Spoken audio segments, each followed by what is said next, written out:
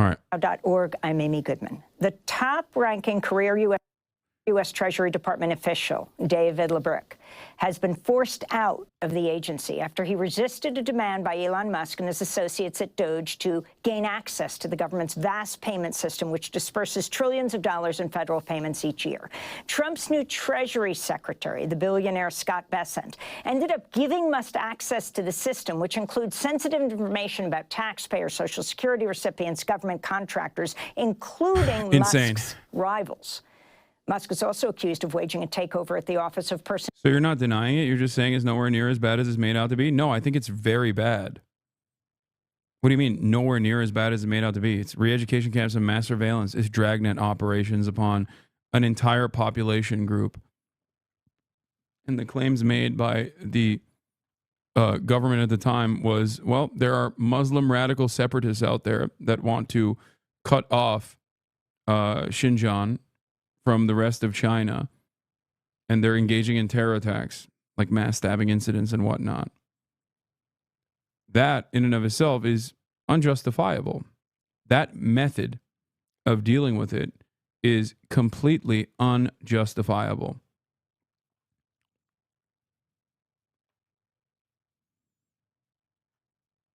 It's collective punishment. Okay? And it is indefensible. Having said that, however, they were not wiping out entire city blocks with multiple nukes worth of munitions.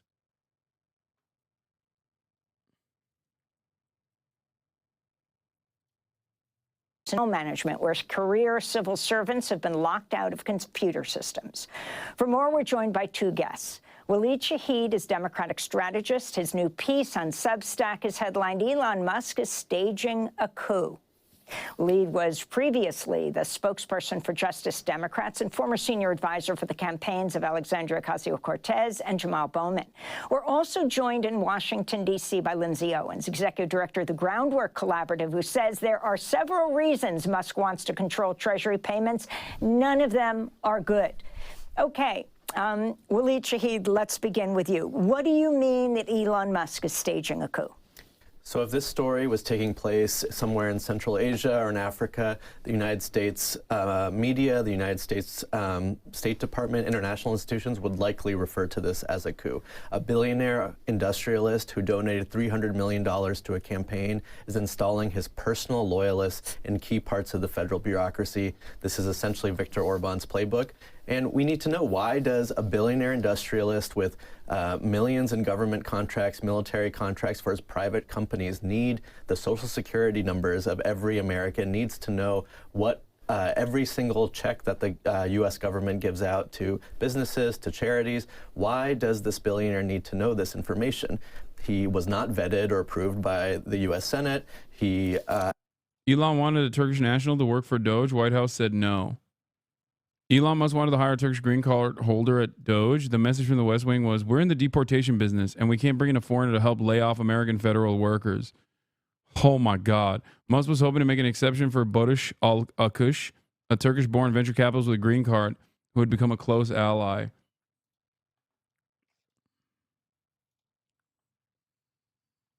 That's brutal. That's doubly brutal. Has a history of corruption, for using public resources for private gain. He's one of the wealthiest men in the world, and in any other situation, this would be called. They also have a Canadian, I think, a Canadian national in that position. So I guess it is truly the notion that white people are not, Turkish people are not considered white in the eyes of this administration, at least. This would be called state capture, and people around the world would be condemning it. But in the United States, we are not used to this kind of level of creeping authoritarianism, of plutocracy, Actually, of I don't even know. So explicit. Like, Turks are not considered white, I guess, or rather, they're not a part of the close allegiance that we have to Canada, despite the fact that we were trying to do tariffs not that long ago and want to forcibly annex them potentially. And a not insignificant number of people are also on board with this annexation. And we need to, this is as Representative Ocasio-Cortez said last night, this is a 5-alarm fire.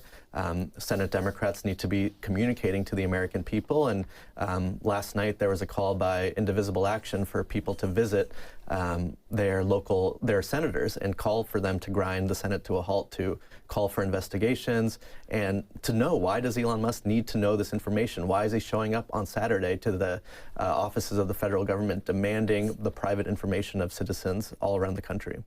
Well, Lindsay Owens, you say none of the reasons are good. Lay those out. Yeah, absolutely. So for most Americans, this is the first time that they've ever heard of the Treasury payment system. So what is the Treasury payment system? This is effectively the piece of the federal government that cuts the checks. And they cut a lot of checks. This is $6 trillion a year. Money that goes to individuals as Social Security payments for seniors, money that goes for organizations like Meals on Wheels to deliver lunches, foreign aid, as well as the funding that the government sets aside for key programs, paying its debts, making sure that we don't breach the debt ceiling and default on our obligations. So this is really unprecedented that Elon Musk has grabbed control of the keys of $6 trillion in payments infrastructure. There are a few reasons this could be happening. The first is, as your viewers know, last week, President Trump tried to end federal spending, just stop federal payments altogether. This was so outrageous and in violation of the Constitution that the courts intervened and said that he couldn't do that. What may be happening here is that Musk may be doing an end run around the courts, going straight to the source so that he can continue to stop those payments that the courts said needed to keep staying online. The second thing that may be happening here is this could just be a good old-fashioned cyber attack. Elon Musk could be interested in the Social Security numbers, the tax ID numbers of tens of millions of Americans. We know that he has partnered with Visa and is considering spinning out a payment system of his own. What we may have here is Elon Musk's attempt to get the private information for his own financial gain. The other thing that is incredibly worrying here is $6 trillion in spending is not just a lot of money. It's a macroeconomically significant amount of money. If Elon Musk starts tinkering with the code, the underlying technology that makes sure these payments go out seamlessly and effectively, he could inadvertently or on purpose bring the macroeconomy to a halt. I mean, this is an incredibly concerning seizure of government infrastructure, but it is also an economically significant moment in the country. So I couldn't agree with Waleed more. I mean, the word coup is the right word to be thinking about here, and Congress must intervene. I mean, if I was a senator, I think the most important thing to do is bring the Secretary of the Treasury to the Senate today to answer questions about what Musk has access to. So the Treasury Department's This man is going to forcibly turn. He kept saying he wanted to do WeChat-style payment processing. Or Douyin or whatever it's called. I think in China is WeChat, right? Like everything is on the same application. And he wanted to make X the everything app. Okay? And now he's just going to force you to do it, it feels like. Which is crazy.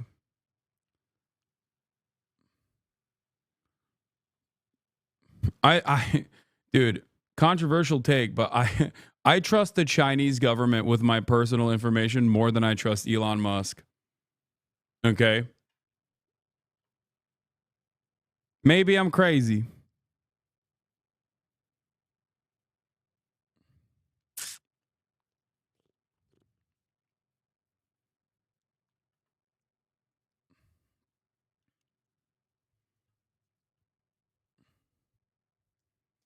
Yeah. I like that we're also, this is something I mentioned before, but like we're slowly but surely taking all of the worst aspects of Chinese governance and none of the good shit. Not realizing that the good shit is kind of what is the glue that holds society together in China. The many benefits, the feeling that your government is at least to a certain degree taking care of you, improving your material conditions. increasingly focusing on massive development projects, a lot of development spending. Okay, every now and then, taking out a CEO out back and taking them on a little trip, you know? Now, of course, that's oftentimes played along the boundaries of whether or not these big CEOs in China have offended the party or have at least presented themselves as a threat to the party and its grip of control. But even then, still happens. We don't do that at all. No trips for billionaires who are poisoning our water supply. You know what I mean? Whether they are ideologically in agreement with the government or not. No high-speed rail. No even development. No, no building, no long-standing policy for building by need. Just simply mass surveillance, repression, social repression, and perhaps more significantly, any kind of political repression being stamped out. Political dissidence is not allowed.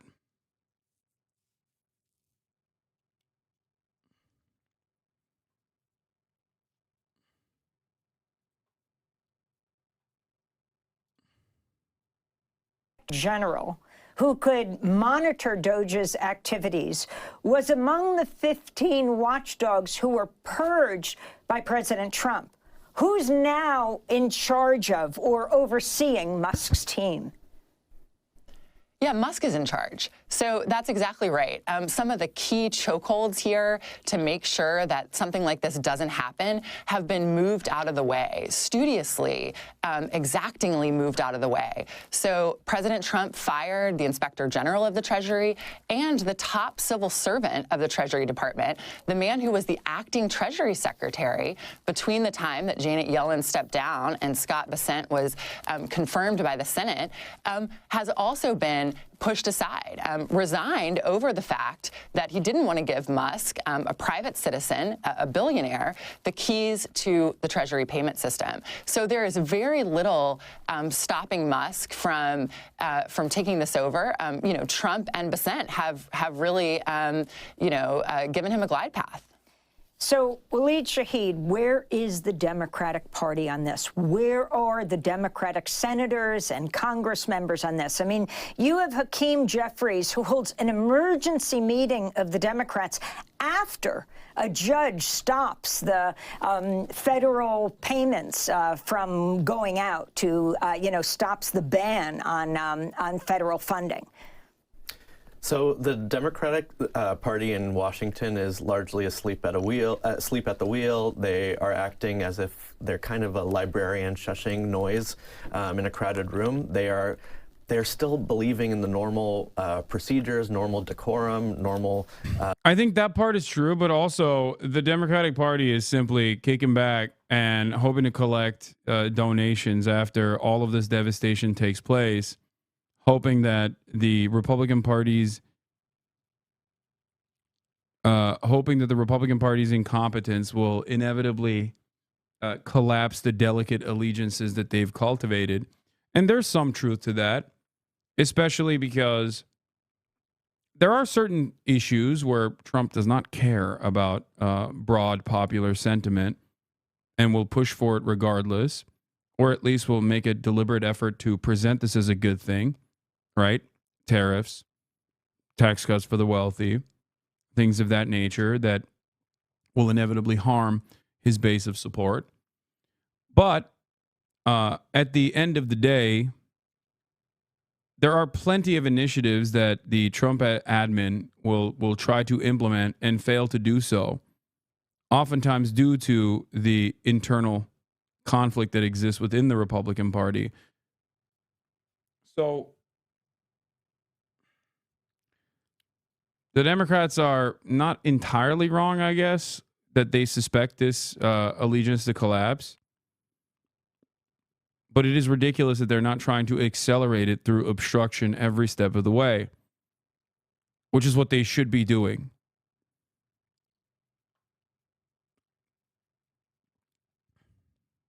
They should be doing this every step of the way.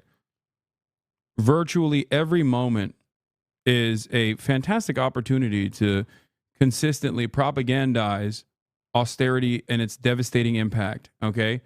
Collapse of the federal government and regulatory agencies, things that the Democrats are supposed to be tasked with defending. These are opportunities for the Democrats to make a mockery of the Republicans, to present to the American public how inept the Republicans are entirely. Even things that are not immediately in the control of the incoming administration, like fucking planes falling out of the sky. You think Republicans would not use that as an opportunity to shit on the Democrats if it was happening under the Biden administration? Look no further than Palestine, Ohio. That's number one. And number two, the Republicans are so interested in using everything in a disingenuous fashion to do propaganda that they literally immediately went and said, oh, it's DEI. Planes falling out of the sky, it's got to be DEI. Okay? They blame the Democrats immediately. Democrats, on the other hand, are just like, stop hitting me. I don't know what's going on. Please stop hitting me. You, sir, are hypocritical. That's what they're doing. Stop taking the fucking high road, man. What are you doing? Fight back. There's definitely appetite from the broader base of not just the Democratic Party, but like there's plenty of appetite from the base of the Democrats in terms of obstructing the Republican agenda and fighting back against the Republicans. That's number one. Number two, there are plenty of disillusioned voters out there that could be captured, whose attention could be captured, who could be mobilized in the direction, especially if you just showed how devastating the situation really is. Okay? And I don't mean talking about January 6th or whatever, okay? Those were failed points of propaganda. They demonstrably failed because Donald Trump won, okay?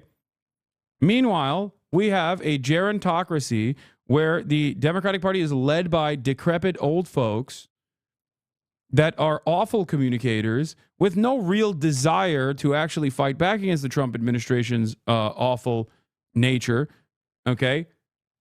And also, they're so completely removed from the interest of the public after spending decades upon decades within governance.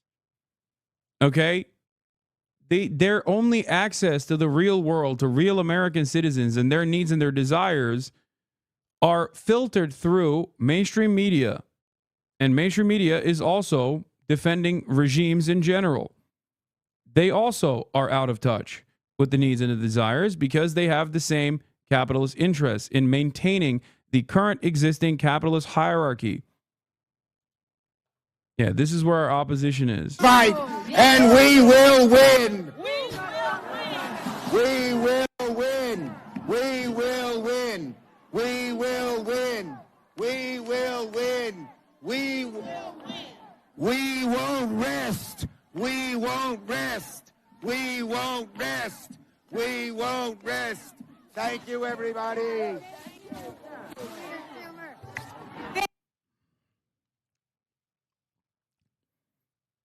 We're so cooked.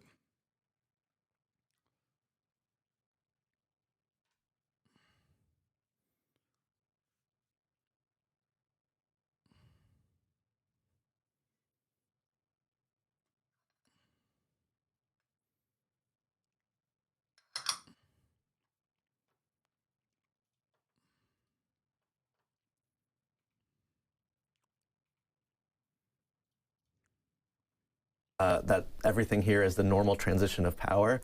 And they still believe that what Elon Musk and Donald Trump are doing is just a libertarian reform of the government, not an oligarchic, plutocratic takeover of a private billionaire who is seeking to know, potentially seeking to know what his competitors might be doing with government contracts. He has private information that Elon Musk has contracts with international governments all across the world. But the Democratic Party is not able to put forward an opposition message right now because they are they feel like this is normal. And that's why it's so important for concerned citizens all across the country to twist the arm of your Senate Democrat. Go to their office. If you go to indivisible.org today, you can find a way to join your local chapter. And all around the country, whether your senator is a Republican or a Democrat or independent, they need to hear from concerned citizens, because the Democratic Party doesn't move on issues of oligarchy, of plutocracy, of taking action, unless their constituents show up in person and demand that they hold hearings, take the bully pulpit in the media, and also grind the Senate to a halt until we know, why does Elon Musk have this information, someone who is not elected? So the Democratic National Committee on Saturday elected the moderate political insider Ken Martin as chair, despite calls from voters to urgently switch gears and respond to working people's needs following the party's crushing defeat, though it wasn't a major numbers defeat, but it was a defeat in November. What do you think of Ken Martin? Where do you think it's going? So the DNC is largely at this point a fundraising vehicle for the presidential campaign. I hope that Ken Martin reforms the party to do things like what I'm describing. The Democratic Party should be holding daily press conferences every morning to explain to working class and middle class Americans why it might hurt their pocketbooks for Elon Musk to have this information from the Treasury Department and from the OPM. That Elon Musk has a history of wanting to use public resources for private gain, that Elon Musk is someone who is live tweeting that he wants to cut the federal government's debt every day by billions of dollars, and one of the only ways to do that would be to begin to privatize Social Security. This is what the DNC should be doing. Now, Ken Martin, we had lots of members of the uncommitted movement at the DNC who were being personally bullied by their DNC state parties, and Ken Martin thankfully did intervene to make sure that that didn't happen. And so that was my only personal interaction with him, and he went out of his way to make sure that our uncommitted delegation was treated with respect. Other than that, I don't know that much about him, but I'm looking forward to, hopefully he can put together a working class populist agenda for the party that isn't just a fundraising handoff. So, Lindsay Owens, DOGE is not a formal government agency, right? Which means that it doesn't fall into any category. Yeah, look, I think when President Trump announced that Elon Musk was going to be running the Department of Government Efficiency, there was a sort of tempting fantasy that maybe Musk, a tech but successful businessman, could come in and restore some efficiency in government, maybe modernize some aspects of government that could use. Yeah, when I hear stuff like this, I don't think I just immediately know that it's not positive. I know that it's basically gutting the government and picking it apart for scraps and privatizing it. You know what I mean? Like, I fear that the average American, on the other hand, hears this and goes, well, this seems like a good idea. I like this. It's reasonable. Some updating. I mean, I think with this weekend's seizure of the... You don't like efficiency? Not realizing that, of course, these guys are not going to be like, yeah, we want to steal all of the remainder federal agencies like that regulate ours and our businesses, that basically keep you alive no matter how stupid you are. Okay. And also take advantage of the vast amount of wealth, the remainder of the federal coffers, and redirect all of that faucet of wealth back into our businesses, making it our own personal wallet. They're not going to say that. They're going to be like, oh, we want to maximize the efficiency. We want to maximize the efficiency of the government. The government sucks, right? The federal government is so bad. It's bureaucracy. It's bureaucracy. Obviously, it's bureaucracy. It's funny to do shock doctrine to ourselves and watch the American population clap like seals at the mere sight of it, like pure graft. And Americans are like, no, this is great, actually. I think this is going to yield tremendous bounty for me, a poor worker living in Arkansas. The Treasury payment system, we can be crystal clear in putting that fantasy to bed. This is Musk determining who is going to get funding in this country, what programs are going to be funded in this country. And remember, Musk isn't a disinterested party here. As we've talked about, he has many federal contracts himself, billions of dollars this year alone. Yeah, Elon Musk is a supervillain, okay? He even looks and sounds like a supervillain. Like, he's both aesthetically supervillain coded, but he also does things that bad people do. So this is yet another perfect opportunity to point to this guy and go, that's the guy. The Democrats still want to maintain their corporate allegiances, okay? And that's precisely the reason why they can't take a populist anti-billionaire stance. And that's precisely the reason why they can't attack Elon Musk without coming across as hypocritical, I guess, which is ironic because Republicans have been doing that by pointing to anti-Semitic conspiracies in perpetuity. Okay, our billionaires are good, theirs are bad. Why? Because their billionaires are Jewish. George Soros.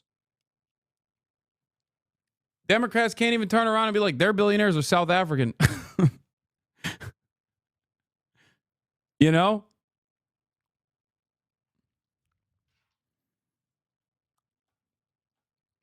Just fucking say you're anti-billionaire, man. Please.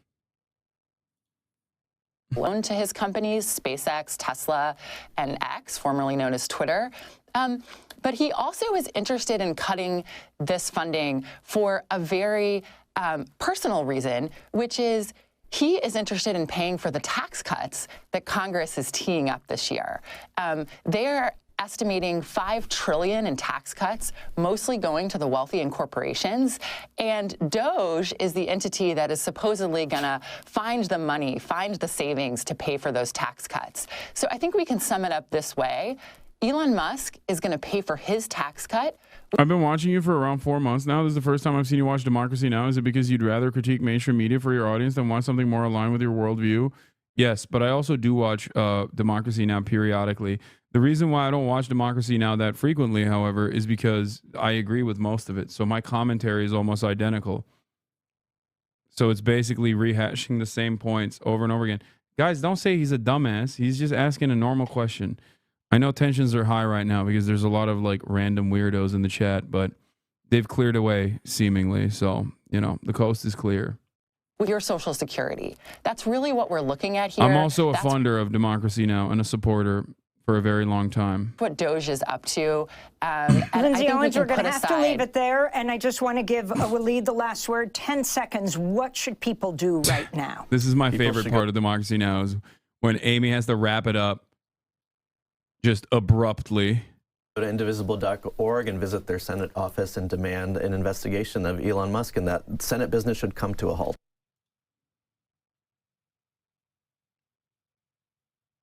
Anyway, that's all I got for today because I have to go.